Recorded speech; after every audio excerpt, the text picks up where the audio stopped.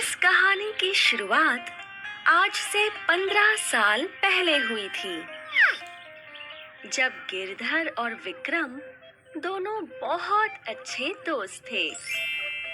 भाई विक्रम, मेरी बेटियां तो सिर्फ 5 साल की हैं और अभी से मुझे ब्याह की चिंता सताए जा रही है। अरे यार, वो तो अभी एक बच्ची है। अब तू कैसे समझेगा?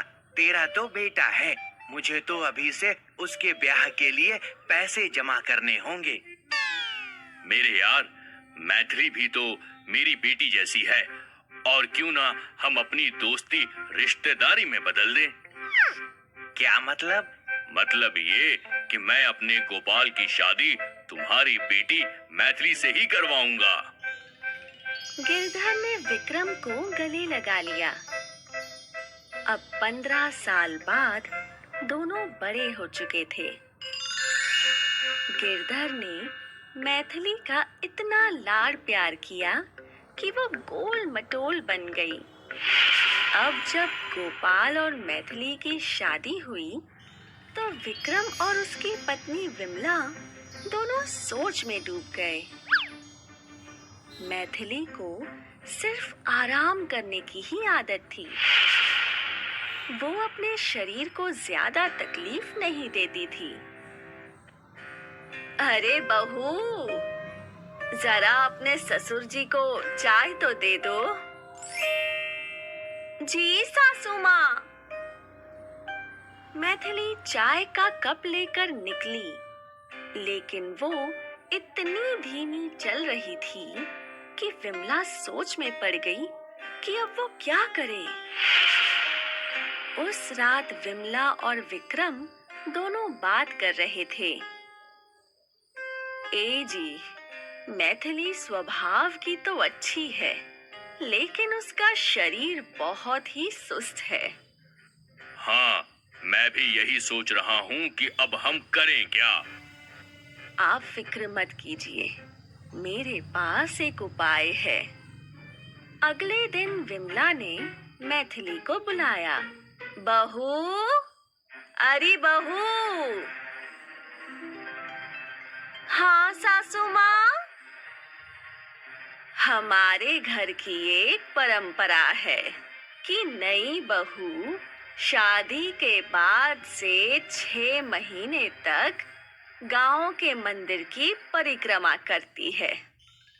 इससे घर में खुशहाली और सुख समृद्धि आती है। ठीक है सासू माँ, मुझे कब से शुरू करना है? आज से। विमला के कहने पर मैथिली मंडी के रास्ते निकल पड़ी।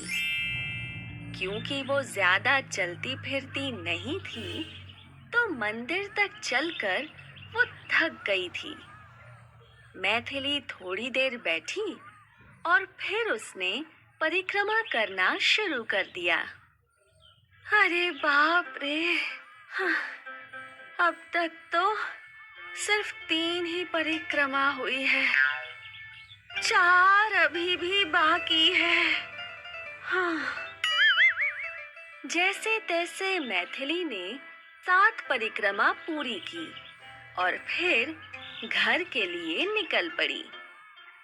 अगले दिन मैथिली वापस पहुंची और फिर से उसने 7 परिक्रमा कर ली।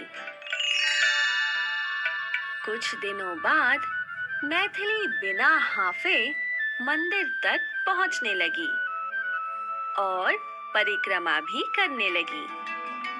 ये देखकर विक्रम और विमला बहुत खुश थे।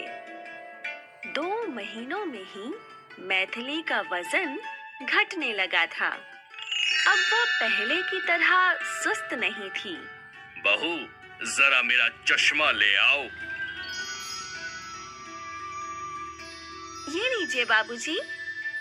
अरे वाह, आज इतनी फुर्ती से। मैथिली को अपनी बदलती हुई फुर्ती पसंद आ रही थी। मैथिली ने मंदिर की परिक्रमा फिर भी जारी रखी और 6 महीने बाद मैथिली की काया ही बदल गई थी। अब वो गोल मटोल नहीं थी। वो एक बहुत ही सुंदर युवती बन गई थी। मैथिली को ऐसा देखकर गिरधर भी हैरान था। उसने विमला से पूछा, समधन जी, आपने तो जादू ही कर दिया, लेकिन ये सब हुआ कैसे? ये सब तो हमारे गांव की मंदिर में बसने वाली देवी की कृपा है। जय हो देवी माँ की। जय हो देवी माँ की। मैथिली की जिंदगी बदल गई क्योंकि उसका वजन घट गया, और वो संभव हुआ क्योंकि मैथिली चलने लगी।